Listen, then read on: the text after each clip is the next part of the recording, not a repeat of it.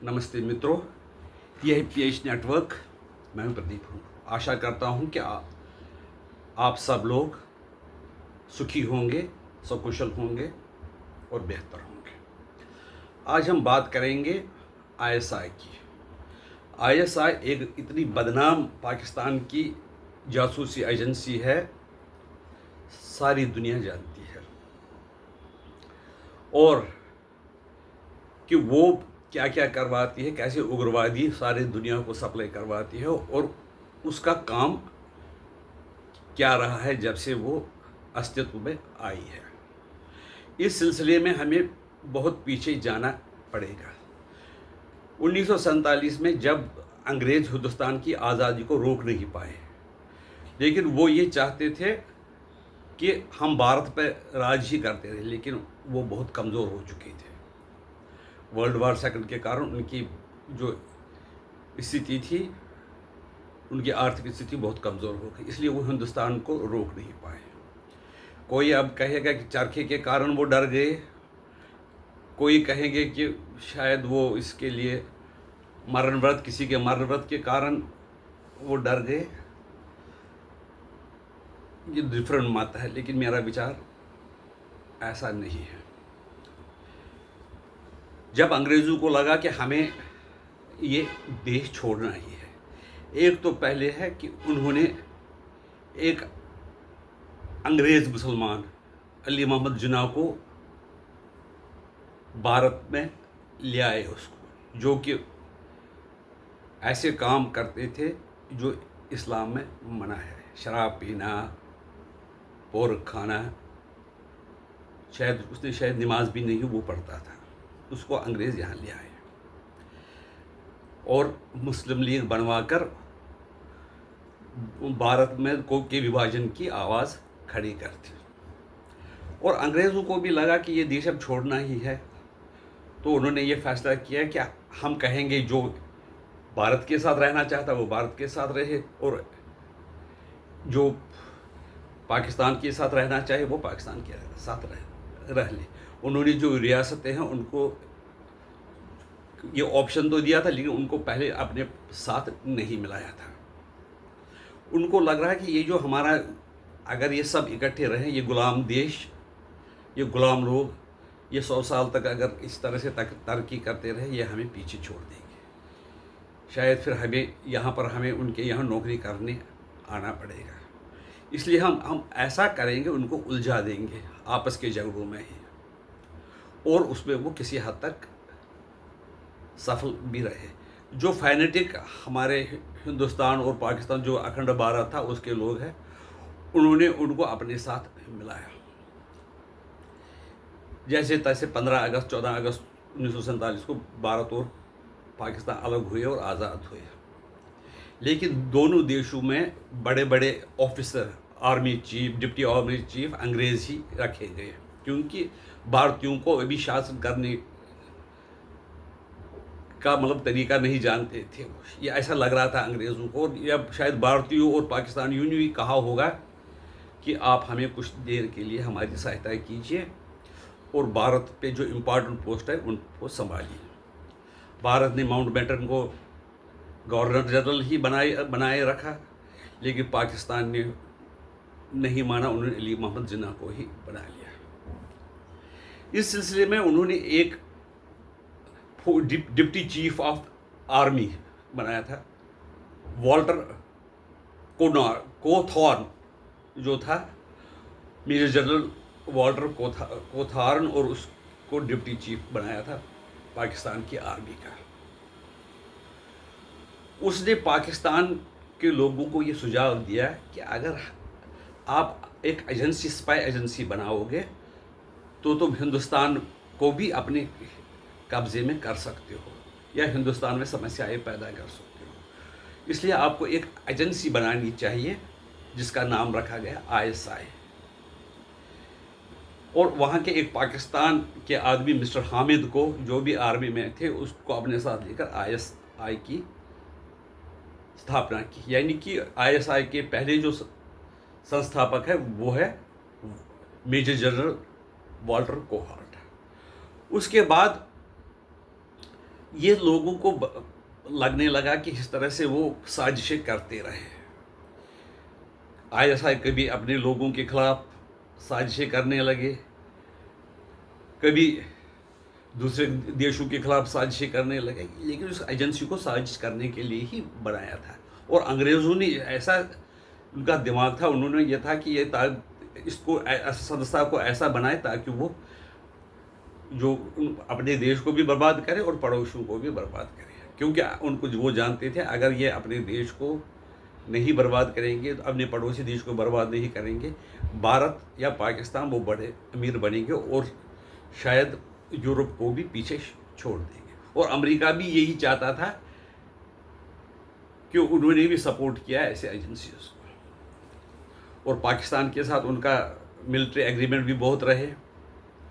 ISI इतनी ज़्यादा notorious बन गई, उसका हाल तो सारी दुनिया जानती है, सारी दुनिया उससे परेशान है। जिन्होंने उनको अंग्रेज़ों ने बनाया वो भी उनसे, आईएसआई से परेशान है।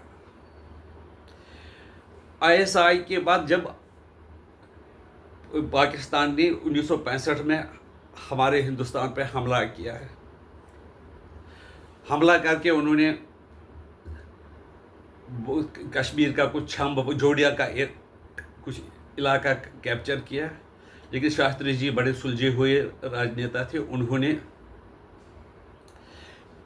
क्या किया कि उन्होंने कहा कि अगर हमारा कमज़ोर पोजीशन है जोड़िया में, तो आप ऐसा दूसरा फ्रंट खोलो लाहौर की ओर।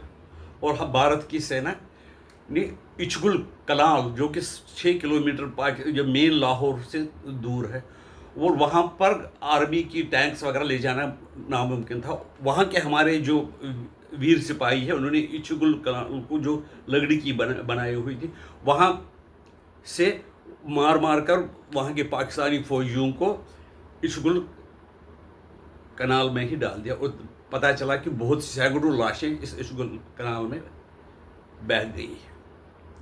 इसके बाद ताशकंद समझौता हुआ, वो आप जानते ही हैं। अभी भी आईएसआई का वही रोल है। और बीच में मैं एक बात कहना भूल गया, जब शास्त्री जी के निधन के बाद इंदिरा जी शासन में आई, तो उसने पूछा कि जो पाकिस्तान ने ऑपरेशन जिब्राल्टर, अयूब खान पाकिस्तान का सदर और मार्शल अयूब खान वहाँ का राष्ट्रपति सब कुछ था, पाकिस्तान ने यह जो कार्रवाई की उसकी जानकारी हिंदुस्तान को पहले नहीं मिली। भारत जो इंदिरा गांधी उसके बाद ये प्राइम मिनिस्टर बनी, तो उसने सोचा कि ये जो ऑपरेशन जिब्राल्टर के बारे में हमें जानकारी क्यों नहीं मिली। तो इस सिलसिले में उनको मशवरा दिया गया कि हमें भी पाकिस्तान की तरह एक संस्था बनानी पड़ेगी, जो कि हम अपनी सुरक्षा के लिए देश से बाहर और देश के अंदर जो गतिविधियाँ देश के खिलाफ हो रही उनके बारे में पता चले। भारत में तो एक एजेंसी थी आईबी जो एजेंसी थी वो इंटरनल मामलों की एक्सपर्ट थी। उसको बाहर के मामलों में, जो बाहर हमारे दुश्मन थे, जो देश को बर्बाद करना चाहते थे, उनके बारे में वो जानकारी उनको नहीं थी। इसलिए इंदिरा जी ने RN काव, PN हक्सर और 2-4 लोगों को इकट्ठे करके एक संस्था बनाई जिसका नाम रखा रॉ। अब इतनी मजबूत ऑर्गेनाइजेशन होगी, जब भी पाकिस्तान में कुछ अंदरूनी गड़बड़ भी हो जाती है तो वो रॉ को ही जिम्मेदार ठहराते हैं, क्योंकि वो आईएसआई वाले जो करते हैं उनको लगता है कि सारी जो दुनिया में एजेंसीज हैं वो हमारी तरह ही होंगी। और उसके बाद क्या काम हुआ कि आईएसआई को, आपको पता है कि कितनी बदमाशियाँ करते हैं जो पहलगाम में हुए हैं। बताते हैं कि आईएसआई ने करवाया था, और जो वहाँ का chief of the army staff है उसमें सहमति थी। कुल मिलाकर पहलगाम के जो 26 हिंदुओं को मारा गया उसके पीछे आईएसआई बताते हैं। अब हिंदुस्तान में एक चीज़ और पता चली कि वहाँ पर पाकिस्तान में हिंदुस्तान को पता चली कि हमास के जो उग्रवादी वो पाकिस्तान में घुस आए हैं। लेकिन इज़राइल को भी पता है कि ये जो हमास के आतंकवादी है वो नुकसान पहुंचा सकते हैं, इजरायली इंटरेस्ट का भी नुकसान पहुंचाते हैं और हिंदुस्तान के इंटरेस्ट को भी नुकसान पहुंचाते हैं सकते हैं। अब मोसाड और भारत की एजेंसियां इकट्ठे कुछ काम करना शुरू कर दिया है जो जिससे कि भारत को भी बचाया जा सके और हमास को भी ख़त्म किया जा सके, क्योंकि हमास ऐसी संस्था है जिसको न फिलिस्तीनियों की हमदर्दी है न उसको हिंदुस्तान की हमदर्दी है। वो भी पाकिस्तान के साथ मिलकर हिंदुस्तान को नुकसान पहुंचाना चाहते हैं। और इजराइल को ये जानकारी मिली है, उनको पता है कि ये जो पाकिस्तान के पास जो न्यूक्लियर वेपन्स है वो दूसरे हाथों में भी लग सकते हैं, जो उग्रवादियों के हाथों में भी लग सकते हैं, क्योंकि पाकिस्तान का रिकॉर्ड रहा है उन्होंने पैसे के लिए उत्तर कोरिया को न्यूक्लियर टेक्नोलॉजी दी। इस तरह से वो ईरान को भी दे सकते हैं, वो इजराइल के दुश्मनों को भी दे सकते हैं और इजराइल का नुकसान पहुंचा सकते हैं। इसलिए भारत की एजेंसी जो है रॉ और मोसाड, वो शायद लग रहा है कि कुछ कार्यक्रम बना रही है ताकि भारत को भी बचाया जा सके और इजराइल में भी आगे से ज़्यादा नुकसान ना हो। इस सिलसिले में सुनने आया है कि एक संस्था बनी जिसको बोलते हैं इंडियन मोसाड, जिसका काम होगा पाकिस्तान के जो न्यूक्लियर वेपन्स हैं उनको ख़त्म करना है, क्योंकि अगर वो ख़त्म नहीं उनके न्यूक्लियर वेपन्स है वो ईरान के भी पास पहुंच जाएंगे, जो हमास के पास भी पहुंच जाएंगे, हूती वालों के पास भी वो न्यूक्लियर हथियार आ सकते हैं, जिससे कि इजराइल की एग्जिस्टेंस में खतरा होगा। हिंदुस्तान का यह है कि अगर उस पर कोई न्यूक्लियर हमला होगा तो वो फिर भी हिंदुस्तान को बचा सकता है, कि इजराइल की आबादी बहुत कम है, वो नहीं बचा सकते। इसलिए सुनने में आया है कि हिंदुस्तान की जो इंडियन मोसाड है, जिसमें कि हिंदुस्तान के भी व्यक्ति और इजराइल के भी व्यक्ति है, वो मिलकर एक ऑपरेशन चलाना चाहते हैं जिसको नाम दिया गया ऑपरेशन कादिर। ये मैं अपनी ज़ुबान से नहीं कह रहा हूँ, ये मैंने किसी न्यूज़ एजेंसी की न्यूज़ पे सुना है, वो उस पर काम चल रहा है। इसमें सच्चाई कितनी है वो कुछ आने वाले दिनों में उसकी जानकारी मिलेगी। आपकी राय इसके बारे में क्या है हमें बता दो। और हम दोबारा आपसे ये निवेदन करते हैं कि हमारी चैनल को सब्सक्राइब कीजिए, वीडियो को लाइक कीजिए और कुछ कमेंट देने का भी कष्ट करें। हम जो भारत के किसिंजर हैं, क्योंकि भारत में कई लोग हैं जो अपने आप को किसिंजर से कम नहीं समझते हैं।